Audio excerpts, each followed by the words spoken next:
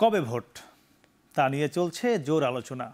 জামায়াত সহ কয়েকটি রাজনৈতিক দল তুলনামূলক সংস্কারকে গুরুত্ব দিয়ে আসছে শুরু থেকেই। আর বৈষম্য বিরোধী ছাত্র আন্দোলন ও জাতীয় নাগরিক কমিটি শুরু থেকে স্পষ্ট ভাষায় নির্বাচনের আগে সংস্কার ও স্বৈরাচারদের বিচার নিশ্চিত করার দাবি করে আসছে। তবে প্রধান রাজনৈতিক দল বিএনপি শুরু থেকে সংস্কারের চেয়ে ভোটকে বেশি প্রাধান্য দিয়ে এসেছে। দলটি বলেছে নির্বাচনের আগে হতে পারে ন্যূনতম সংস্কার। যদিও সেই বক্তব্য থেকে কিছুটা সরে এসে দলটির মহাসচিব আজ একটি অনুষ্ঠানে বলেছেন, অন্তর্বর্তী সরকার একটি জঞ্জালের মধ্য দিয়ে দায়িত্ব নিয়েছে, তাদের সময় দিতে হবে। সব মিলিয়ে কোন দিকে এগোচ্ছে ভোটের রাজনীতি, আর সেই ভোটে অংশ নেয়ার সুযোগ পাচ্ছে কোন কোন দল, বিশেষ করে যাদের বিরুদ্ধে গণহত্যার দায় উঠেছে, সেই আওয়ামী লীগ কি সুযোগ পাবে আগামী নির্বাচনে অংশ নেয়ার? দর্শক, এসব নিয়ে আমাদের আজকের এখন প্রকাশ। আমরা আলোচনার নাম দিয়েছি ভোট কি হবে সকলের। আর এ নিয়ে কথা বলতে আমাদের সাথে আছেন বাংলাদেশ জাতীয়তাবাদী দল বিএনপি চেয়ারপারসনের উপদেষ্টা হাবিবুর রহমান হাবিব, আছেন এবি পার্টির সাধারণ সম্পাদক ব্যারিস্টার আসাদুজ্জামান ফুয়াদ ও জাতীয় নাগরিক কমিটির সদস্য সচিব আখতার হোসেন। আপনাদের সবাইকে স্বাগত। আর পুরো আয়োজনে আপনাদের সাথে আছি আমি মাহমুদ রাকিব। আমরা একটু যেতে চাই হাবিব ভাই আপনার কাছে। আমরা আজকে যে বিষয়ে কথা বলছি, এই বিষয়টি নির্ধারণ করেছি ভোট কি হবে সকলের। তার আগে আমি সূচনাতে বলেছি যে এই ভোটটি কবে হবে তা নিয়েও নানান আলাপ আলোচনা চলছে, এবং এখন পর্যন্ত যদি বলি আগস্টের 5 তারিখে আমরা যেভাবে দেখেছিলাম, এখানে আপনারা দুই রাজনৈতিক দল এবং একটি সংগঠন রয়েছে, আপনারা সব একটি একমত ছিলেন, ঐক্যমতে ছিলেন। সেখানেও এখন আমরা আপনাদের কথার মধ্যে পার্থক্য পাই, দাবির মুখে পার্থক্য পাই। কি মনে হয় ভোট কবে হতে পারে? আপনাকে ধন্যবাদ। আপনার মাধ্যমে আপনাদের অত্যন্ত জনপ্রিয় শো যা দেখছেন তাদেরকে আমার সশস্ত্র সালাম, বিজ্ঞ আলোচক বৃন্দকে আমার শুভেচ্ছা। ভোট তো হবেই, কবে হবে সেটা তো নির্বাচন কমিশন ডিক্লেয়ার করবে। তো সেটা যত তাড়াতাড়ি সম্ভব প্রাথমিক যে সংস্কারগুলি আছে সেগুলি করেই ভোটটা হবে, এটা সবাই প্রত্যাশা করে। দিনক্ষণ নির্দিষ্ট করে কেউ কেউ হয়তো বলার চেষ্টা করেছে, কেউ বলেছে 5ই আগস্ট একটি তারা দাবি করেছে, 5ই আগস্ট বিএনপি। আমি কে বলেছি আমি দেখি নাই, খেয়াল করিনি তার বক্তব্য। আমাকে আর একটা জায়গায় জিজ্ঞাসা করা হয়েছিল, আমি জিনিসটা জানি না, দেখি না, যেহেতু সেটা আমি বলতে পারবো না। তো এর আগে বিএনপির মহাসচিব একটা কথা বলেছিলেন যে জুলাই আগস্টের মধ্যে নির্বাচন হতে পারে। এইটা নিয়ে বিএনপির বিরুদ্ধে যা শুরু হলো, মনে হচ্ছে ভোটের কথা বললে বিএনপি মানে বড় ধরনের অপরাধ করেছে। স্বাধীনতার পরে 71 রাজাকার বলে গালি ছিল, বিএনপিকে ওই ধরনের গালি দেওয়া শুরু করলো যে বিএনপি শুধুই ক্ষমতা যেতে চায়, শুধুই ক্ষমতা যেতে চায়। বিএনপি তো জোর করে ক্ষমতা যেতে চায় না, বিএনপি জনগণের ভোট নেই ক্ষমতা যেতে চায়। এই ভোটের জন্যই আমরা দীর্ঘদিন আন্দোলন করেছি। কেউ কেউ বলতে আমরা কি ভোটের জন্য আন্দোলন করেছি, কিসের জন্য আন্দোলন করেছি? আমার আন্দোলন কী ছিল? ভোট নিতে এত বছর আমরা আন্দোলন করেছি, ভোট করতে দেয় না, মানুষ ভোট দিতে পারে না। হ্যাঁ, সেই জন্য এই ভোটের জন্য, ভোটের রায় না মানার কারণেই বাংলাদেশ স্বাধীন হয়েছে, পাকিস্তান থেকে আলাদা হয়ে গেছে। তো সেটা বলা মানে আওয়ামী লীগের সময় যেমন আওয়ামী লীগ বলতো বিএনপিকে ভোটের কথা বললেই বলতো যে আগে আগে উন্নয়ন পরে গণতন্ত্র, বেশি বেশি উন্নয়ন কম কম গণতন্ত্র বলতো। তো তার একটা ভাষা ছিল। কিন্তু এখন আমরা এই মহাসচিব বলার পরে দেখলাম যে মানে বিএনপি মনে হচ্ছে অপরাধ করে ফেলেছে, বড় ধরনের একটা অপরাধ করে ফেলেছে। এই ধরনের কথাবার্তা আমরা বিভিন্ন ধরনের আলোচনার মুখে আমরা শুনি, যেটা মোটেই বলা উচিত না।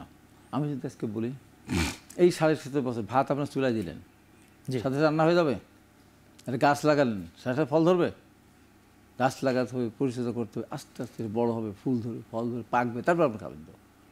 তো আমরা যে 17.5 বছর ধরে এই যে আন্দোলন করলাম, রাজপথে আন্দোলনের জীবন দিলাম, আমাদের সদস্য মানুষ আহত হলো। আজকে আমি মিলাদ অনুষ্ঠান ছিলাম, মিলাদুল জয়নাল ফারুক এবং শাহজাহান, মোহাম্মদ শাহজাহান অসুস্থ। আসলো কি, মোহাম্মদ শাহজাহানের না মিথ্যা মামলা হয়, আমরা বিভিন্ন সময় আমরা রিমান্ডে গেছি থানাতে। রিমান্ডে গেলে কী হয়, আমরা সিনিয়র নেতা তারা কম বুঝি, কিন্তু জুনিয়র নেতারা, আমাদের ছাত্রদল, যুবদল, স্বেচ্ছাসেবক দল, তারা কর্মী বাহিনী তারা বোঝে রিমান্ড কাকে বলে, ইলেকট্রিক শক কাকে বলে। সেই দল সম্বন্ধে কথা বলতে হিসাব করে বলতে হবে। জয়নাল ফারুককে যেভাবে পিটিয়েছিল, চিফ হুইপ, বিরোধী দলের চিফ হুইপ, যেভাবে তাকে হ্যাঁ হ্যাঁ হ্যাঁ অস্বীকার করেছে, সেটি করছে। আমি বলি তাকে যেভাবে পিটানো হয়েছিল, আজকে অসুস্থ হয়ে গেছে। বরকত দলপুর প্রধান অতিথি ছিলেন, আমি প্রধান বক্তা ছিলাম। বরকতউল্লাহ ভুল লাগে সচেতন ব্যক্তি, কর্মী বান্ধব, সে আসছে অত্যন্ত জনপ্রিয় একজন নেতা। তার এলাকা নির্বাচন এলাকা থেকে আসতেছে, তার ওয়াইফ সে একদিন চাকরিতে বসছিল, যেভাবে তার ওয়াইফকে সব পিটানো হয়েছিল, এর কি কোনো মূল্য নাই? কোনো মূল্য নাই। আমাকে তো বিগত সরকার প্রথম আমাকে সাজা দিত, কী কারণ? আমার অপরাধটা কী ছিল? আমার টকশো থেকে ধরে নিয়ে আসলো, দিনের পর দিন আমরা বারে বারে আমরা জেলে গেছি। আজকে সব কিছু অস্বীকার, এমনকি 90কে অস্বীকার কারা করেছে আপনি কি বলবেন? 90কে অস্বীকার করা হচ্ছে। 90 সালকে অস্বীকার করা হয়েছে। 90কে আমরা ঘাস কাটতে গেছিলাম। আপনার পাশে দুজন অতিথি আছে, না, না, আপনারা কি আমি অস্বীকার বলি করেছেন? আমি কারা জানি না, করেছে, করেছে কিনা। আপনি দেখেন 90কে অস্বীকার করা হচ্ছে।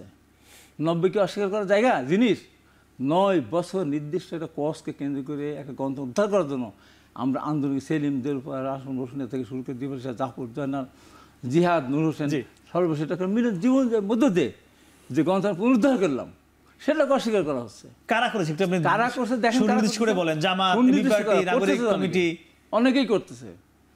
অনেকে বিএনপিকে নিয়ে বিভিন্ন ধরনের প্রশ্ন রয়েছে। একবার যদি প্রশ্ন করি, এই পৃথিবীর ইতিহাসে একটা প্রমাণ দেখাতে পারবেন যে দলের নেতাকর্মীর নামে লাখ লাখ মামলা, হাজার হাজার কর্মী জেলে গিয়েছে, হাজার হাজার নির্যাতিত হয়েছে? আওয়ামী লীগ রাষ্ট্রীয় ক্ষমতা যখন ছিল তখন বলতো আওয়ামী লীগের সেক্রেটারি জেনারেল ওবায়দুল কাদের, যেদিন আওয়ামী লীগ ক্ষমতা হস্তান্তর করে 5 লক্ষ মানুষ মারা যাবে, লাশ পড়বে, রক্তে গঙ্গা বয়ে যাবে।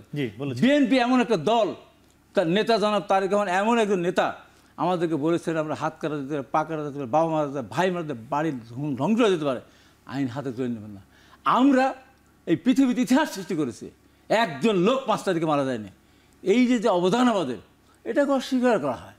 এটার মানে আমাদের বিরুদ্ধে আজকে এইটা সেইটা পতিত আওয়ামী লীগ, ওরা ছিল চোর। আমরা তো গতকাল দেখছি বাংলাদেশে একটি প্রান্তিক জায়গায় এক বিএনপি এক নেতা তার কর্মীকে ডেকে নিয়ে অফিসে মেরে হত্যা করা হয়েছে, কিন্তু গতকাল আমরা দেখেছি। কোনটা? গতকাল কিন্তু আমরা দেখেছি একটি জেলায় বিএনপির একজন নেতা তার এক কর্মীকে একটি টাকা পয়সার লেনদেন ছিল সেখানে, সেটা তো ভিন্ন অফিসে এনে তাকে পিটিয়ে মেরে ফেলা এটার হয়েছে। ভিতরে আপনি এটা নিয়ে আসলেন কেন? আপনি বললেন যে আমি বলছি কি কাদের? আওয়ামী লীগের সেক্রেটারি জেনারেল বলতেন এই কথাগুলি। সেই আওয়ামী লীগের যারা আমাদের বাড়িঘর পুড়িয়েছে, জ্বালিয়েছে, ভেঙে তছনছ করে দিয়েছে, আমরা তো তাদের গায়ে স্পর্শ করিনি। আমরা তো এই যে বিএনপির অবদান, ম্যাডাম খালেদাকে বিনা কারণে যে শাস্তি দিলেন, তারেক রহমানকে বিনা কারণে একটা প্রকার মামলা দিলেন, শাস্তি দিলেন, সেগুলো আমরা জানি। টোটালি অস্বীকার, টোটালি অস্বীকার। আপনি যখন দেখেন টোটালি অস্বীকার। আমি আপনাকে ফিরবো, একটু বলবেন। আমি শুরুতে আপনাকে অভিনন্দন জানাই, আপনি সম্মেলনের মাধ্যমে এই পার্টির সাধারণ সম্পাদক হয়েছেন। সেই অভিনন্দন জানিয়ে বলতে চাই, অস্বীকার কারা কারা করেছে? আজকে ভাইবে বলছিলেন যে অনেকে অস্বীকার করছে বিএনপির ত্যাগকে। দেখেন, একটা খেলা তো 90 মিনিটের খেলা, মেসি রোনাল্ডো মিলে 87 মিনিট খেলছে, গোল দিতে পারে নাই। 88 মিনিটে একজন সাবস্টিটিউট প্লেয়ার এসে নেমে 89 মিনিটে গোল দিয়ে ফেলছে। এখন টিম যখন বিজয়ী হইল তখন প্রশ্ন আসছে যে কার কারণে আজকে টিমটা বিজয়ী হয়েছে। এখন কেউ যদি মনে করে থাকে যে 87 মিনিট পর্যন্ত তো কেউ গোল দিতে পারে নাই, অতএব সাবস্টিটিউট প্লেয়ার যিনি আসছেন 88-89 মিনিটে গোলটা দিচ্ছেন, তার কারণে টিম বিজয়ী হয়েছে। আবার কেউ মনে করতে পারে যে খেলাটা তো 88 মিনিট থেকে শুরু হয় নাই, খেলাটা তো আরও 87 মিনিট খেলতে হয়েছে, কেউ না কেউ খেলছে। তো বাংলাদেশে এই আওয়ামী শেখ পরিবারের ফ্যাসিবাদ বিরোধী আন্দোলনের অবদানের জায়গাটা হচ্ছে একটা 90 মিনিটের খেলার মতো। সেখানে রাজনৈতিক দলগুলো গত 16-17 বছর ধরে কন্টিনিউয়াসলি ফ্যাসিবাদ বিরোধী আন্দোলন করেছে। আপনার বিএনপি, জামাত, শিবির, ছাত্রদল, হেফাজত, তাদের বিরুদ্ধে 1,32,000-এর মতো মিথ্যা মামলা হয়েছে, 60 লক্ষের উপর আসামি, 1 কোটির উপরে মানুষ ঘরছাড়া ছিল। বিএনপি, আওয়ামী লীগ, জামাতের হাজার হাজার নেতাকর্মী গুম খুনের শিকার হয়েছে, সংখ্যাটাও আমরা জানি না এখনো। তো সেই অবদান, গণতন্ত্রের জন্য লড়াইয়ের জন্য বাংলাদেশটাকে বাংলাদেশ বানানোর যে অবদান, সেটা কোনোভাবে অস্বীকার করা যাবে না। এই অবদান স্বীকার করে এটাও ফ্যাক্ট যে আমরা রাজনৈতিক দল 16 বছর আন্দোলন করে এই নমরুদের পতন করতে পারি নাই। দিন শেষে ওই 3 সপ্তাহের সাবস্টিটিউট প্লেয়াররা এসে 3 সপ্তাহ এই নমরুদকে এলাকাচ্যুত করছে, বাস্তুচ্যুত করছে। তো এখন আমি এটাকে দেখি একটা কালেকটিভ কন্ট্রিবিউশনের জায়গা থেকে, এটা একটা সম্মিলিত লড়াইয়ের অবদান আর কি, যে আজকে বাংলাদেশ যে দ্বিতীয়বার স্বাধীন হয়েছে বলছি, অথবা একটা সফল গণ অভ্যুত্থান হয়েছে, অথবা নতুন করে একটা জাগরণ তৈরি হয়েছে বাংলাদেশে। এই অবদানটা রাজনৈতিক দল, নাগরিক সমাজ, বৈষম্য বিরোধী ছাত্র আন্দোলন, নাগরিক কমিটি, দেশে বিদেশ থেকে যারা ভ্লগিং করেন, আমার রেমিটেন্স যোদ্ধারা যারা 2 সপ্তাহ 3 সপ্তাহ দেশে টাকা পাঠায় নাই, সবার যে অবদান আছে। রিক্সাওয়ালাটা লাশটা বিনামূল্যে হাসপাতালে পৌঁছে দিয়েছে, বাদাম খাইয়েছে যে বাদামওয়ালা বিনামূল্যে, যে মা বাসা থেকে রান্না করা খাবার এনে বাচ্চাদেরকে হেঁটে হেঁটে হেঁটে হেঁটে খাওয়াইছে, পানি বিতরণ করছে, শশাওয়ালা শশা বিক্রি করে খাওয়াইছে বিনা পয়সায়। এই লড়াইটা সবার লড়াই।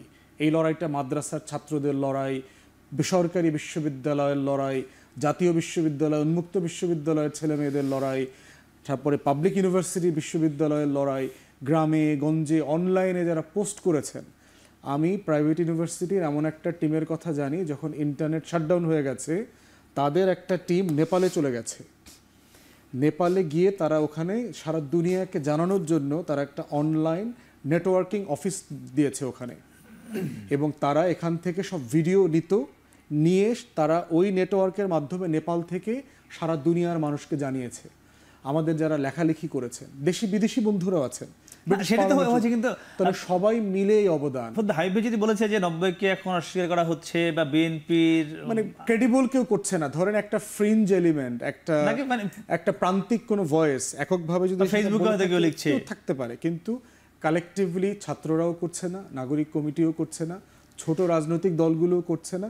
যদি কেউ করে থাকে কোনো অবদান, বড়রাও যদি ছোটদের অবদানকে ছোট করে, ছোটরাও যদি বড়দের অবদান ছোট করে, তার আওয়ামী লীগের ইতিহাস থেকে শিক্ষা নিতে হবে। আওয়ামী লীগ মুক্তিযুদ্ধের ব্যবসা করতে করতে যেটা হয়েছে না, নিজেরা যুদ্ধ না করে যুদ্ধের লাইসেন্স নিতে চেয়েছে, আর যারা যুদ্ধ করেছে তাদেরকে নাই করে দিয়েছে। করতে গিয়ে শেষ হয়ে কি হয়েছে, আজকে সে রাজনীতি থেকে নাই হয়ে গেছে, বাস্তুচ্যুত হয়েছে। সবার অবদান দরকার, স্বীকার করতে হবে। আখতার একটু ফিরতে চাই, হাবিবের কথা আপনি শুনছিলেন, আমরাও শুনছিলাম। হাবিবের কথা যাবার আগে সে যেটা বলছিলেন যে বিএনপি ভোট চাওয়ায় এমন একটা অবস্থা হয়েছে যে রাজাকার যেমন একটা গালি ছিল, অনেকটা বিএনপি সবাই সেভাবে তির্যকভাবে নানা দিক থেকে চেপে ধরেছিল। যদিও আজকে বিএনপি মহাসচিব বলেছেন যে তারাও খুব দ্রুত ভোট চান না, তারা বলছে জঞ্জালের মধ্য দিয়ে সরকারের তাদের সময় দিতে হবে। তো এই যে বিষয়টি, মানে তার মানে তারাও একটু এখন সময় দিতে চায় কিনা বিএনপি, এবং সেখানে আপনাদের কোনো প্রেশার কাজ করেছে কিনা, কি মনে হচ্ছে আপনার? জুলাই এবং আগস্টে বাংলাদেশের মানুষ স্বতঃস্ফূর্তভাবে রাজপথে নেমে আসলেন, জীবন দিলেন হাজারের উপরে মানুষ। এই মানুষগুলো যারা রাজপথে আসলেন, তাদের মধ্যে যারা বেঁচে আছেন, আপনি জিজ্ঞেস করে দেখেন এই মানুষগুলোকে। শুধুমাত্র হাসিনা ক্ষমতা থেকে চলে যাবে এবং তারপরে আর কেউ ক্ষমতায় আসবে, মাঝখানে আর কোনো কিছু ঘটবে না। এর আগে যেমন তত্ত্বাবধায়ক সরকারগুলো 3 মাসের সময় পেত, এক সরকার যাওয়ার পরে আর একটা নির্বাচন অনুষ্ঠান করে দিয়ে যাবে, এতটুকু দায়িত্বের মধ্যে থাকতেন, এর অতিরিক্ত দায়িত্ব তাদের থাকতো না। এরকম ধরনের একটা পরিস্থিতির জন্য আসলে মানুষ জীবন দেয়নি, এটা খুব বড় কথা নয়।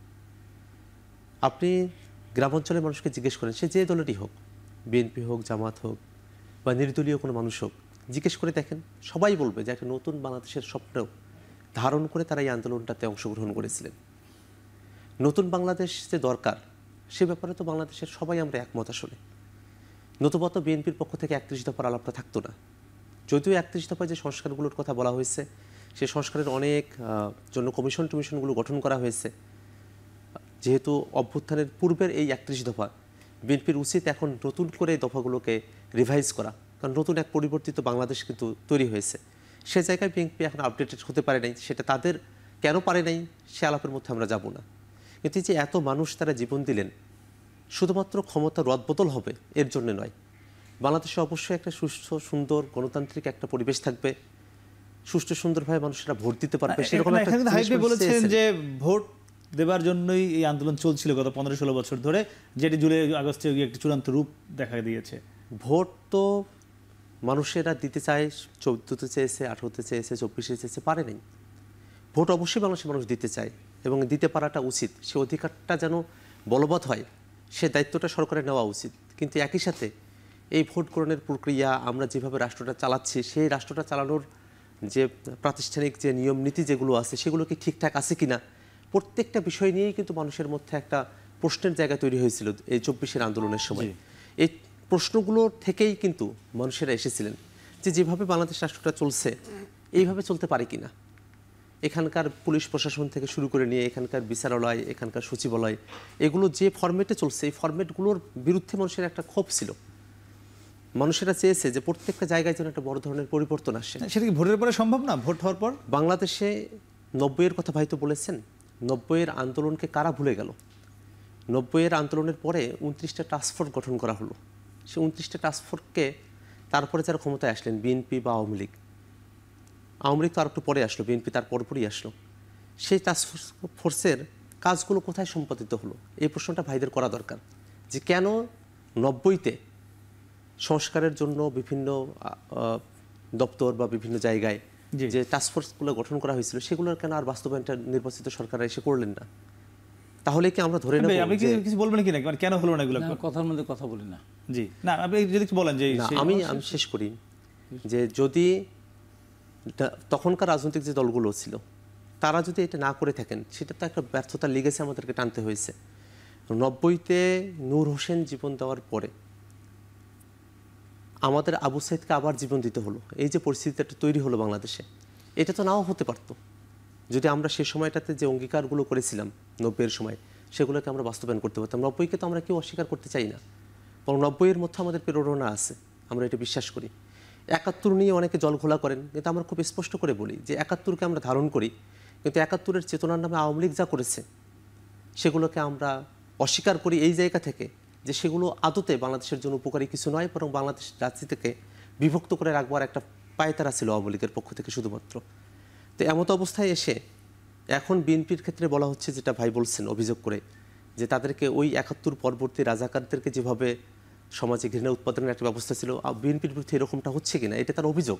কিন্তু আমরা তো সেরকম হিসেবে দেখি না, আমরা বিএনপিকে মাঠের সহযোদ্ধা হিসেবে দেখি। আমরা তাদের কাছে এই আহ্বানটা জানাই যে নির্বাচন তো অবশ্যই হতে হবে, কিন্তু নির্বাচন হওয়ার আগে আমরা যে রাষ্ট্র গঠন করলাম, রাষ্ট্র গঠনের একটা সুযোগ আমরা পেয়েছি, সেরকম ফরমেশন, মোটা দাগে একটা ফরমেশন তৈরি না করে কেন নির্বাচন?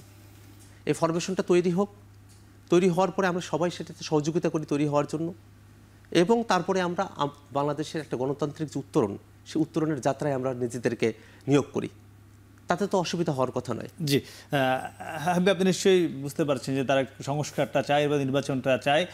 আপনি তার এই দাবিটি মানেন কিনা? 90-কে তারা কোনোভাবে অস্বীকার করে না, ফুয়াদ ভাই বলেছেন তারাও করে না। আপনি যদি সেটি ক্লিয়ার করে বলেন কারা করে, আর যে নির্বাচনটি আগামীতে হবে সেটি জুলাই হোক, আগস্ট হোক বা পরে হোক, সেখানে আওয়ামী লীগ দল হিসেবে অংশগ্রহণ করতে পারবে কিনা বা আপনার দিক থেকে কি মতামত, আমি সেটা জানবো। তবে দর্শক, তার আগে ছোট একটি বিরতি, একটু পরে সঙ্গে থাকুন।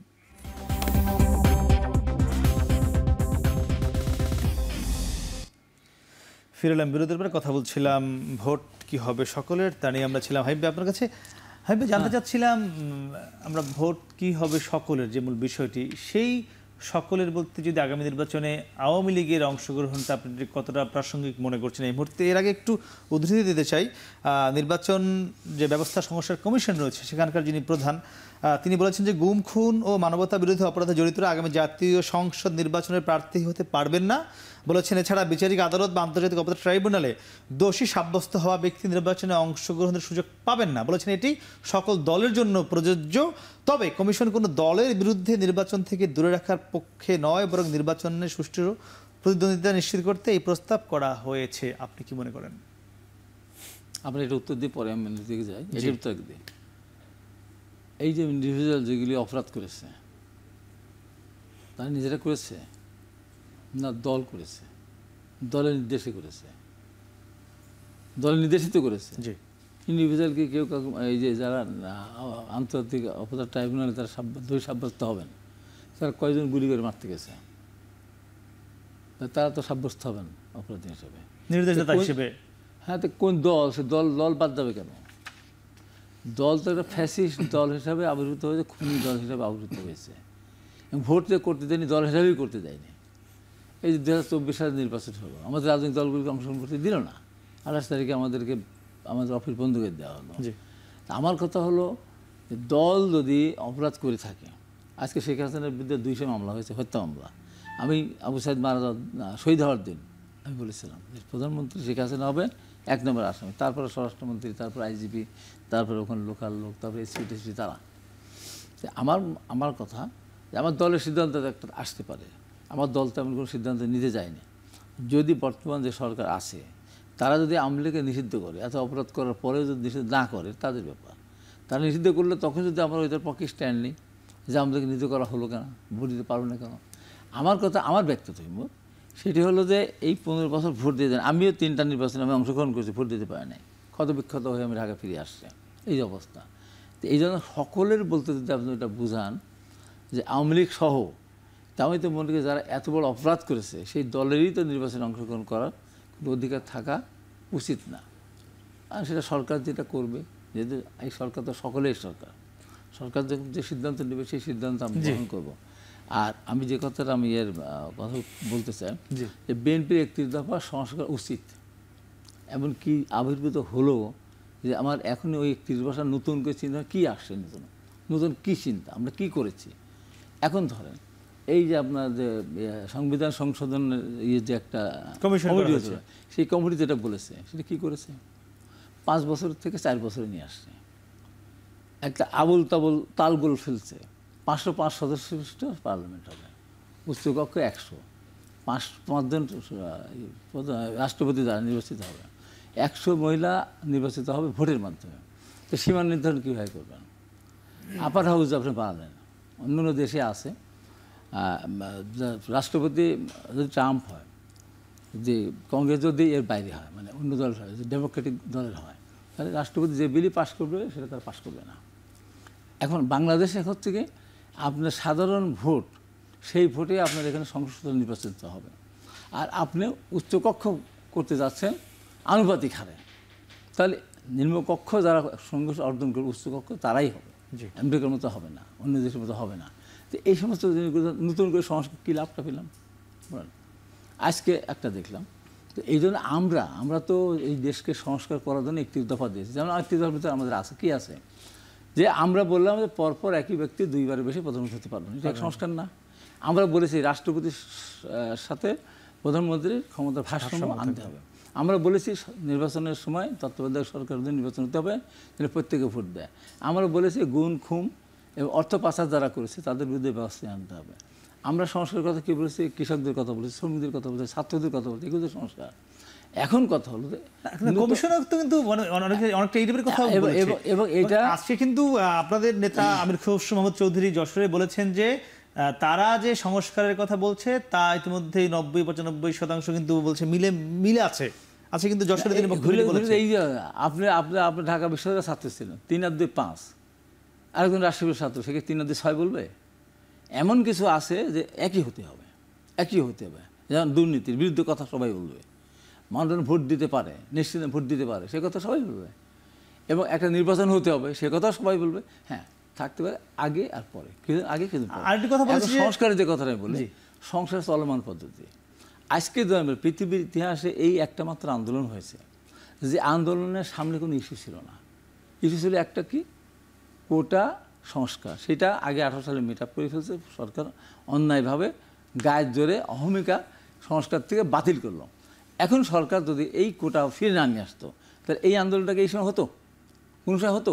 এই আন্দোলনকে কেউ চিন্তা ভাবনা করে এসেছে যে সরকার কোটা ঠিক রেখেছে, মানে বাতিল করেছে, কোটা বাতিল অবস্থা আছে, তখন কি আমরা কি চিন্তা করি সরকার পরিবর্তন করতে হবে, রাষ্ট্র পরিবর্তন করতে হবে, রাষ্ট্র মেরামত করতে হবে? আমাদের শেষ পর্যন্ত আমরা যখন 6 জন একে ধরে নিয়ে বৈষম্য ছাত্রকে ধরে নিয়ে গেল অন্যায়ভাবে, যেখানে তাদেরকে জনগণের সামনে হেয় প্রতিপন্ন করা হলো, হোটেলে ভাত খেতে দিয়ে সেই ছবি ছাড়া হলো, এবং তারপর যখন তারা লিখিত বক্তব্য তাদের কাছ থেকে আদায় করেছে, দিয়েছে, তারা আদায় করে জোর করে নিয়েছে, ধরেন তারা বলে যে আমরা আন্দোলন ভাঙচুর, সন্ত্রাস, অগ্নিসংযোগ আমরা জড়িত না, আমরা এই আন্দোলনের স্বার্থ থেকে আমরা এখন নিজেদেরকে সম্পৃক্ত রাখতে চাই না। বাইরে যারা ছিল তারা বলে নো। এবং বাইরে যারা বিশেষ করে ওই দিন এদের ভূমিকা ছিল সবচেয়ে বেশি আইনজীবীদের, এই মাহবুদ্দিন খোকন টোকনরা গিয়ে যেভাবে বললো, তারপর ঢাকা বিশ্ব শিক্ষার বেড়ে আসলো, ওই জায়গাতে আন্দোলনকে খেয়ে ফেলার ষড়যন্ত্র করেছিল, সেটা হয়নি। জনগণ এই সরকারের বিরুদ্ধে এত ক্ষিপ্ত ছিল, আমার কোটটা নিয়ে আমার শ্রমিকের কী, আমার রিক্সা শ্রমিকের কী, আমার টেম্পোলার কী, আমার ভ্যানার কী, তাদের কোনো দরকার ছিল? তারা আন্দোলন নেমেছিল, তার বাড়ি যেতে চায়, তার বাড়ি থাকতে পারে না, বাচ্চা শিশুরা ঘরে বসে মারা গিয়েছে, তারা সরকারের বিরুদ্ধে। আমরা যে 18 বছর ধরে, 17.5 বছর ধরে এই যে অত্যাচার নির্যাতন সব কিছু মিলে সরকার দেশের অর্থনীতিকে ধ্বংস করে ফেলেছে, চুরি করেছে, ভোট দিতে দেয়নি, অর্থনীতিকে ধ্বংস করে বাজার মূল্য অগ্নিকাণ্ড জি না আমরা যে কারণে এই সব মিলায়ে ফুয়াদ ভাই একটা জায়গায় গিয়ে এই জায়গা পরে আসছি। এখন ভাই কথা বলছিলেন যে সংস্কার যে সংবিধান যে মানে সংস্কার কমিশন যেগুলো দিয়েছে যে সুপারিশগুলো অনেকগুলোর সঙ্গে দ্বিমত পোষণ করলেন। হ্যাঁ, আমি দ্বিমত পোষণ করলাম। দ্বিমত থাকায় তো কোনো সমস্যা নাই। না থাকতেই পারে, গণতন্ত্রের তো এটাই একটা সৌন্দর্য। বিষয় হচ্ছে যে আওয়ামী লীগের 16 বছরে আমাদের যে একটা ন্যাশনাল ট্রমা তৈরি হয়েছে, তার একটা সাইন হচ্ছে দেখবেন যে ভিন্ন মত শুনলেই আমরা একটু আটকে উঠি। কারণ আমরা 16 বছর ধরে শুধুমাত্র শেখ হাসিনার মতামত শুনেছি, আওয়ামী লীগের মতামত শুনেছি, গণভবনের মতামত শুনেছি, কালো কোট পরা পেঙ্গুইনদের একক মতামত শুনেছি।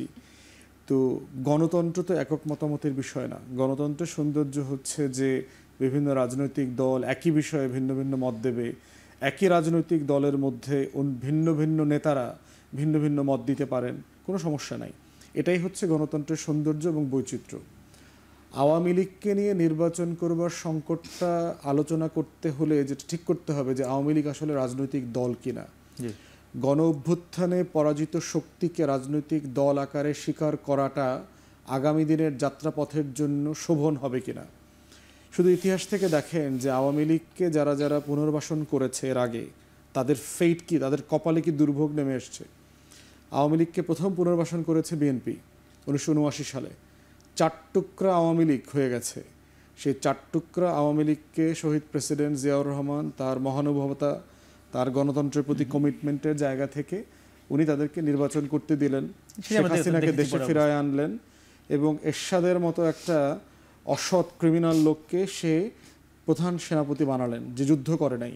তখনও সেনাবাহিনীতে হাজার হাজার মুক্তিযোদ্ধারা রয়ে গেছেন। এই 3টা মেজর রাজনৈতিক ভুলের জন্য বিএনপি এবং শহীদ প্রেসিডেন্ট জিয়াউর রহমানকে অসাধারণ মূল্য দিতে হয়েছে। দ্বিতীয়বার আওয়ামী লীগকে পুনর্বাসন করেছে হচ্ছে জাতীয় পার্টি। 83 সালে দল করলো, দল করে আপনার কু করলো, শহীদ প্রেসিডেন্ট জিয়াউর রহমানকে খুন করলেন। এরপরে 86 সালের নির্বাচনে তাকে সংসদে নিয়ে আসলেন, প্রধান বিরোধী দল বানালেন। বানায় তাকে দেখেন নির্বাচন করতে দেয়া থেকে তাকে বৈধতা দেয়া, এরপরে তাকে সংসদে নিয়ে আসা। তৃতীয়বার আওয়ামী লীগকে পুনর্বাসন করেছে জামাত 94, 95, 96 আন্দোলনের মধ্য দিয়ে, এবং 96 আন্দোলনে আওয়ামী লীগ ক্ষমতায় আসছে। তাহলে বাংলাদেশের 3টা দল কিভাবে কি প্রক্রিয়াতে তাকে রাজনীতিতে একতাবদ্ধ ফোর্স আকারে পুনর্বাসন করেছে, তাকে সংসদে বিরোধী দল বানিয়েছে, এরপরে তাকে সরকারের ক্ষমতায় বসিয়েছে 21 বছর পরে, জামাত করেছে সর্বশেষ। 4th টাইম আওয়ামী লীগকে পুনর্বাসন করেছে বাংলাদেশের ব্যুরোক্রেসি, 111-এর সরকার, সুশীলরা, সাংবাদিকরা, পত্রিকার সম্পাদকরা, টেলিভিশনের মালিকরা এবং আমাদের সোকল এই যে দেশবিরোধী বুদ্ধিজীবীরা আছেন যারা, এর বাইরে যোগ হয়েছিল আমলারা, আমাদের সিভিল এবং মিলিটারি ব্যুরোক্রেসি, 2টাই আমলারা মিলে আওয়ামী লীগকে পুনর্বাসন করেছে। এর মাধ্যমে দেশ কি ক্ষতিগ্রস্ত হয়েছে? সারা বাংলাদেশ মানে মানে মানে ভেঙে গেছে, সব কিছু ছিন্ন বিচ্ছিন্ন হয়ে গেছে। এবং যারা যারা তাকে পুনর্বাসন করেছে, জামাতের কি পরিণত হয়েছে দেখেন, ভেঙে চুরে খান খান হয়ে গেছে। অতএব আগামী রাজনীতিতে আওয়ামী লীগের অবস্থান নিয়ে যদি রাজনৈতিক দল কোনো ভুল সিদ্ধান্ত নেয়, তাকে যেমন পস্তাইতে হবে, এই যে 40-35 বছরের নিচের 6 কোটি 6.5 কোটি মানুষ যারা রাজনৈতিকভাবে নতুন করে এঙ্গেজ হয়েছে বাংলাদেশে, যে 24-এর গণ অভ্যুত্থানকে কেন্দ্র করে, তাদের কাছে তারা রাজনৈতিকভাবে ডাইনোসর হয়ে যাবে, কঙ্কাল হয়ে যাবে। যে আমি ফিরছি এবার আক্তার, একটু জানতে চাচ্ছিলাম এই আওয়ামী লীগকে পুনর্বাসন কি মনে হয় কারা বা কেউ করার চেষ্টা করছে কিনা এই বাংলাদেশে? আমরা বাজারে একটা কথা শুনি এরকম যে আওয়ামী লীগকে বাইরে রেখে যদি নির্বাচন হয়, সে নির্বাচনেরটাকে তুলনা করা হচ্ছে আওয়ামী লীগের সময়ের 14, 18 এবং 24 নির্বাচনগুলোর মতো করে, মানে একই আচরণ হয়ে যাচ্ছে কিনা এরকম। যেন বা 14, 24, 18-তে বিএনপি এবং অন্যান্য দলগুলো অংশ না নেওয়ায় আওয়ামী লীগের যে সমালোচনা, আওয়ামী লীগ যদি সামনে নির্বাচনে অংশ না নেয় তাহলে একই ধরনের সমালোচনা হতে পারে, এরকম ধরনের আশঙ্কার কথা অনেকে বলছেন। তাদের কথায় শুনে মনে হয় যে আওয়ামী লীগ হচ্ছে এখানে একটা লিটমাস টেস্ট, যে আওয়ামী লীগ একটা নিক্তি, আওয়ামী লীগ কোনো নির্বাচনে আসে বা না আসে তার উপরে তার গ্রহণযোগ্যতা নির্ভর করে। এই যে চিন্তাটা, এটা অত্যন্ত গর্হিত একটা চিন্তা। কারণ বাংলাদেশে হাজারো খুনের খুনি যারা বাংলাদেশে ফেসিবাদ কায়েম করেছিল, যারা বাংলাদেশে একটা লুটেরা অর্থনীতির মধ্য দিয়ে তারা কত লাখ লাখ বিলিয়ন ডলার তারা এখান থেকে পাচার করেছে, যেটা বাংলাদেশের মানুষের উপরে কয়েকবার মানবতা বিরোধী অপরাধ তারা চাপিয়ে দিয়েছে। পিলখানার ঘটনা বলেন, 13তে শাপলার ঘটনা বলেন, আবার 21-এ এসে মোদির সময় যে ঘটনাটা ঘটলো সেটা বলেন, নিরাপদ সড়ক আন্দোলন আছে, এরপরে এবার 24-এর আন্দোলন, এত কিছু যারা অপরাধ করলো তারা কিভাবে এখনো কারো কারো মনস্তত্ত্বের মধ্যে থেকে থাকেন, এটা নিয়ে একটা বড় ধরনের প্রশ্ন তৈরি হয়েছে। আমার কাছে মাঝে মাঝে মনে হয় যে হয়তো এই জায়গাটাতে দিল্লির কোনো একটা হাত আছে। তারা হয়তো রাজনৈতিক দলগুলোকে বা যেসব ব্যক্তির এই ধরনের কথা বলছেন তাদেরকে এটা বলাতে চান যাতে আওয়ামী লীগ, বাংলাদেশে আওয়ামী লীগ যে নিঃশেষ হয়ে গেছে, তার রাজনীতি অনেকগুলো বয়ানের দিক দিয়ে নিঃশেষ হয়ে গেছে। কারণ তারা কমিশনও কিন্তু বলেছে যে তারাও কোনো দল নিষিদ্ধ চায় না, বা এই যে কথাটা আসছে যে কমিশন কোনো দল নিষিদ্ধ চায় না, তাহলে নিষিদ্ধ না চাওয়ার কি আছে এখানে? বাংলাদেশে তো আওয়ামী লীগের রাজনীতি 5ই আগস্টের ঘটনার মধ্য দিয়ে নাই হয়ে গেছে অলরেডি। নতুন করে তার সেটাকে সিদ্ধ বা অসিদ্ধ বা নিষিদ্ধ এই কথা বলবারই প্রয়োজন হয় না। কারণটা হলো বাংলাদেশের মানুষেরা আর আওয়ামী লীগকে বাংলাদেশে চায় না, একেবারে খুবই স্পষ্ট কথা। বাংলাদেশের রাজনীতিতে আওয়ামী লীগ আর রেলিভেন্ট হোক এটা চায় না, কারণ এই এত বড় মানবতা বিরোধী অপরাধ, নারকীয় নরহত্যার ভিতর দিয়ে যারা গিয়েছে তাদেরকে তো বাংলাদেশের মানুষ চায় না। কমিশন তো একক একটা সিদ্ধান্ত নেবার ক্ষমতা রাখে না। জি, আমি আবার ফিরবো একটু আপনার কাছে জানবার চাই। আক্তার যেটি বললো যে মানে একটু অন্য দেশ বা দিল্লি কারো মাধ্যমে আওয়ামী লীগকে পুনর্বাসন করতে চাচ্ছে, কিন্তু মানে 5 আগস্টের পরে কি সেই অবস্থা আছে বাংলাদেশে এখনো ভারতের বা দিল্লির? আমি সেহেতু জানবো। তবে দর্শক, তারা কিন্তু আবার ছোট্ট একটি বিরতি, ফিরছি একটু পরে, সঙ্গে থাকুন।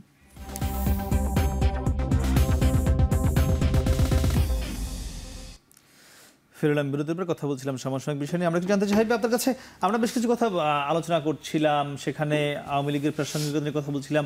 ঠিক একইভাবে যদি একটু জানতে চাই, এখন যে দেশের এই গত 5 মাসের রাজনীতি যেটি চললো, সেখানে দল হিসেবে বিএনপির মধ্যেও কি শৃঙ্খলা আছে আপনার কাছে? কি মানে আমরা নানান জায়গায় নানান অভিযোগ পাচ্ছি, কিন্তু চাঁদাবাজির কথা বলি, অভ্যন্তরীণ মারামারি কাটাকাটি, বিভিন্ন দলের সঙ্গে সংকট, আপনারা তো সেই কতটুকু নিয়ন্ত্রণ করতে পারলেন দলকে? না, বিভিন্ন দলের ভিতরে সংকটে সে দল এককভাবে তো সংকট সৃষ্টি হয় না। বিভিন্ন দলের মধ্যে সংকটে সবাই এর জন্য কম বেশি দায়বদ্ধতা আছে। আমাদের বিশাল বড় দল, এই দলের ভিতরে ধরেন প্রতিযোগিতা থাকবে, প্রতিদ্বন্দ্বিতা থাকবে, এতদিন নির্যাতিত হয়েছে, এখনও তো পুলিশের ভয়টা নেই। এসব মিলাই টিলে একটু মানে সবাই একটু স্বাভাবিকভাবে চলতে চায়, চলার পথে হয়তো কিছুটা ব্যর্থ হয়েছে। এত বড় দল হিসাবে যেমন আওয়ামী লীগের রাষ্ট্রীয় ক্ষমতা ছিল, অনেকে বলছে এখন ক্ষমতা আসে নাই, তাতেই অবস্থা। আসে নাই, আসলে পর তখন এটা থাকবে না, আসলে তো এক নিয়ন্ত্রণে চলে যাবে। এখন কে ক্ষমতা? সবাই ক্ষমতা, এরাও ক্ষমতা, ওরাও ক্ষমতা, তারাও ক্ষমতা, জামাত তারাই ক্ষমতা। নিয়ন্ত্রণ যখন এসে যাবে, দল যখন একটা দল যখন রাষ্ট্রীয় ক্ষমতা তখন নিয়ন্ত্রণ করতে পারবে। আওয়ামী লীগ এটা পারে নাই। আওয়ামী লীগের প্রতিনিয়ত প্রতি মাসে 2, 4, 5, 10 জন করে ছাত্রলীগ, যুবলীগ, ছাত্রলীগ আওয়ামী লীগ মারা যেত, অনেক মারা গেছে। আমাদের এই যে এই কয় মাস, 5-6 মাস হলো, বা তার আগে খুব বেশি একটা লোক আমাদের নিজেদের সংঘর্ষে মারা যায়নি, টুকিটাকি হয়তো হয়েছে কোনো কারণে। এটা গেল। আমি যে প্রশ্নটা আপনাকে দিচ্ছি, ছোট করে যেটা বলি, আমি যখন ছাত্রলীগকে নিষিদ্ধ করলো, তখন আমি টকশোতে কয়েকটা প্রোগ্রাম করেছিলাম। আমি বলেছি যে ছাত্রলীগ অবদান বাংলাদেশের ইতিহাস সব আলোচনা করে লাস্ট টাইম বলেছি, এই ছাত্রলীগ শিক্ষা শান্তি প্রগতি ছাত্রলীগ না, এটা ধর্ষণ লীগ, ডাকাত লীগ, চোর লীগ, লুটপাট লীগ। এই ছাত্রলীগকে নিষিদ্ধ ঘোষণা করার আমি 100% পক্ষে বলেই বলেছিলাম। আওয়ামী লীগকে নিষিদ্ধ করা দরকার। এই আওয়ামী লীগ সেই আওয়ামী লীগ না, আওয়ামী লীগ তার দল হিসাবে নাই তো, এটাকে ফ্যাসিস্ট, দলের কোনো চরিত্র নেই, আদত নাই। এদের গঠনতন্ত্র আছে সমাজতন্ত্র, এটা সমাজতন্ত্র মানে না। আর গণতন্ত্র আছে গণতন্ত্র মানে না। ধর্মনিরপেক্ষতা মানে না, বিসমিল্লাহির রাষ্ট্রধানী ইসলাম। তারপর একটা বাঙালি জাতীয়বাদ, এখন আওয়ামী লীগ গঠনতন্ত্র আছে, কিন্তু এখন পাসপোর্ট লাগে বাংলাদেশি জাতীয়বাদ। এর দল না তো, তো সেই দল নিষিদ্ধ করতে সমস্যাটা কি? আমার দল বড় দল, দায়িত্বশীল দল, তারা কথাবার্তা বলার ক্ষেত্রে হয়তো ওইভাবে আমি যেভাবে বলতে পারবো সেভাবে তারা বলতে পারবো না। আমি বৈষম্যবিরোধী ছাত্র আন্দোলনের উদ্দেশ্যে বলেছিলাম, আমার অনেক ভিডিও আছে। আমি বলেছিলাম, ভাই আমি যদি 90 সালে মুখ দিয়ে বলতাম জাতীয় পার্টি বিএনপির কাছ থেকে সংসদ থাকার জরুরি ক্ষমতা কেড়ে নিয়েছিল, অতএব ওরা আগামীতে নির্বাচন করতে পারবে না, তার নিষিদ্ধ। যে কোনো আমাদের লোক বললে আমরা সমর্থন করলে, আমরা কয়েকদিন ছিলাম, সমর্থন করলে করতে তারপর নির্বাচন করতে পারতো না। তাহলে এই 24 সাল পর্যন্ত আওয়ামী লীগ জাতীয় পার্টিকে নিয়ে খেলতে পারতো না। এখন যে কথাটা বলতে চাই, হ্যাঁ দলের সিদ্ধান্ত ভিন্ন কথা, কিন্তু আমার যুক্তি যেটা, এই আওয়ামী লীগকে নির্বাচন আসতে দিলে টোটাল প্রশাসনের ভিতরে 90% প্রশাসন আওয়ামী লীগের। এদের কাছে আছে কোটি কোটি টাকা, এরা মাঠে এমনভাবে নামবে পাগল বানায় ফেলবে। তাই সিদ্ধান্ত নিতে হলে বুঝে শুনে সিদ্ধান্ত নিতে হবে, কিন্তু খালি বিএনপির বিরুদ্ধে বললে হবে না, সঠিক সিদ্ধান্ত নিতে জি হবে। ফুদ ভাই, আপনার কাছে কি মনে হয় যে ঐক্য ছিল সেই 5 আগস্টের আগে, আমরা জুলাই গণঅভ্যুত্থানে দেখেছিলাম, বা যে শৃঙ্খলা ছিল সেটি কি এখন দলগুলোর মধ্যে আছে, বিএনপি বা জামাত বিশেষ করে? আছে, কোনো সমস্যা দেখতে পাচ্ছি না। প্রত্যেকটা রাজনৈতিক দলের নিজস্ব রাজনীতি আছে এবং নিজস্ব ভোট ব্যাংক আছে, নিজস্ব কনস্টিটিউয়েন্সি আছে। প্রত্যেক রাজনৈতিক দলকে তার মতো করে তার ভোটার এবং সম্ভাব্য ভোটারদেরকে আকৃষ্ট করতে হয়। এই আকৃষ্ট করবার জায়গায় তার নিজস্ব বয়ান আছে, বক্তব্য আছে, রীতিনীতি আছে, এই মোতাবেক সে কথা বলেন। কিন্তু জাতীয় স্বার্থের প্রশ্ন যখন আসছে, আপনারা দেখেন জুলাই গণ অভ্যুত্থানের যে প্রোক্লামেশন ফরমান, গণ অভ্যুত্থানের ফরমান লেখার প্রশ্ন যখন আসছে, প্রধান উপদেষ্টা যখন ডেকেছেন, সব রাজনৈতিক দল তো গেছেন, সেখানে কথা বলেছেন। যদিও বাহিরে দেখবেন মনে হচ্ছে যে তাদের মধ্যে ভিন্ন মত আছে, কিন্তু ওখানে তো সব রাজনৈতিক দল মত করেছেন যে এটা হওয়া উচিত। কি প্রক্রিয়াতে হবে, কি লেখা থাকবে, সেটা নিয়ে ভিন্ন মত বলেছেন। তারপরে দেখেন আপনার ভারতে যখন আমাদের হাই কমিশনের উপরে আক্রমণ করলো, ইসকনের জঙ্গিরা আমাদের আইনজীবীকে হত্যা করলো, ভারতের গণমাধ্যমে এবং বিদেশের গণমাধ্যমে ইন্ডিয়ান ডায়াসপোরা যেভাবে সংখ্যালঘু নির্যাতনের নাটক ছাপিয়ে বলছিল, তখন বাংলাদেশের সব রাজনৈতিক দলকে যখন অন্তর্বর্তীকালীন সরকার ডেকেছিলেন, 53টা দলের সবাই তো গেছেন সেখানে। তাহলে এটা দিয়ে যেটা বোঝা যাচ্ছে যে আমাদের স্বাধীনতা, আমাদের সার্বভৌমত্ব, আমাদের আত্মমর্যাদা, আমাদের জাতীয় স্বার্থ, এই প্রশ্নগুলো যখন জড়িয়ে যাবে, তখন দেখবেন যে সবাই এক হয়ে যাবে। এর বাইরে রাজনীতিতে একটা গণতান্ত্রিক প্রতিযোগিতা থাকতে হবে, এটা দেশের স্বার্থে থাকতে হবে, যেটা আওয়ামী লীগ এইটাকে খেয়ে ফেলেছে। তা আমরা যেহেতু 16 বছর ধরে এই সিনেমাটা দেখি নাই, হুট করে এই নাটকটা দেখে মনে হচ্ছে আরে এরকম নাটক তো আগে দেখি নাই, এটা আমাদের একটা ট্রমার অংশ হিসাবে আমরা দেখছি। আপনি দেখেন চাঁপাইনবাবগঞ্জের ব্যাপারে দেখেন, সীমান্ত হত্যার ব্যাপারে দেখেন, সারা বাংলাদেশ কিন্তু নির্দলীয়ভাবে বিজিবির লিডারশিপকে প্রেস করতেছে। আমাদের কাস্তে হাতে যে বাবুল কৃষক, এই বাবুল কৃষকই হচ্ছে আমার বাংলাদেশ, এটাই জামাত, এটাই বিএনপি, এটাই নাগরিক কমিটি, এটাই সীমান্ত হচ্ছে সারা বাংলাদেশ, আমরা দেখেছি। আপনারা একটু জানতে চাই, আপনারা যে প্রত্যাশা নিয়ে জুলাই গণঅভ্যুত্থানে ব্যানার নিয়ে সামনে ছিলেন, পিছনে সব দল ছিল, সেই প্রত্যাশার দিকে বড় বড় দলগুলো কি এগোচ্ছে, নাকি তারা সেইখানে নেই? শৃঙ্খলার দিক থেকে যদি জানতে চাই, শেষ প্রশ্ন একদম। আপনার এই প্রশ্নের উত্তরে আপনাদের আজকের যে শিরোনাম নির্বাচন কবে এবং নির্বাচনে সবাই আসতে পারবে কিনা, এর সাথে আমি আর একটা প্রশ্ন একটু যুক্ত করতে চাই। আসলে কি ধরনের নির্বাচনটা আমরা চাই? জাতীয় নাগরিক কমিটি শুরু থেকেই বলে আসছে যে বাংলাদেশে নতুন সংবিধান প্রয়োজন, সে বাস্তবতায় একটা গণপরিষদ নির্বাচন হতে হবে। আমাদের সকলের মধ্যে একটা একতার জায়গা আছে। আমরা বাংলাদেশের সকল রাজনৈতিক দল, ফেসিবাদীরা ব্যতি রেখে সকলেই চাই যে বাংলাদেশে একটা গণতন্ত্রের উত্তরণ ঘটুক, আমরা সকলে সুষ্ঠু সুন্দরভাবে ভোটটা দিতে পারি, এটা সকলেরই চাওয়া। এখন কথা হলো যে সেই বাংলাদেশটা নতুনভাবে গড়ার যখন আমরা সময়টা পেয়েছি, সুযোগটা আমাদের সামনে উপস্থাপিত হয়েছে, তখন কেন আমরা একটা গণপরিষদ নির্বাচন করে একটা নতুন সংবিধান প্রণয়নের দিকে আমরা যাব না? সেই জায়গায় হয়তো কিছু ভিন্নমত পরিলক্ষিত হচ্ছে, কিন্তু মোটা দাগে বাংলাদেশের সকল রাজনৈতিক দল ফেসিবাদের বিরুদ্ধে কিন্তু তারা তাদের শক্ত বক্তব্য এখন পর্যন্ত জারি রেখেছেন। বাংলাদেশের ফরেন যে নীতি ছিল নতজন অবস্থা, তার বাইরে এসে কিন্তু সকল দল কিন্তু কথাটা বলছেন যে না, বাংলাদেশে আর নতজনের নীতি থাকতে পারে না। এই এখন পর্যন্ত যে এই বক্তব্য বা ঘোষণাপত্রের ক্ষেত্রেও সকলে একমত হয়েছেন যে ঘোষণাপত্র প্রয়োজন, এটা আশাব্যঞ্জক। আমরা চাইব যে গণপরিষদের ব্যাপারে অপরাপর যত রাজনৈতিক দল আছে সকলে একমত হবে। আমি একটু 10 সেকেন্ড সময় ভাবি, আপনার কাছে সময় একদমই কম। গণপরিষদটা কি সম্ভব কিনা, বিএনপি সমর্থন করে কিনা? আমি গণপরিষদটা বুঝি না।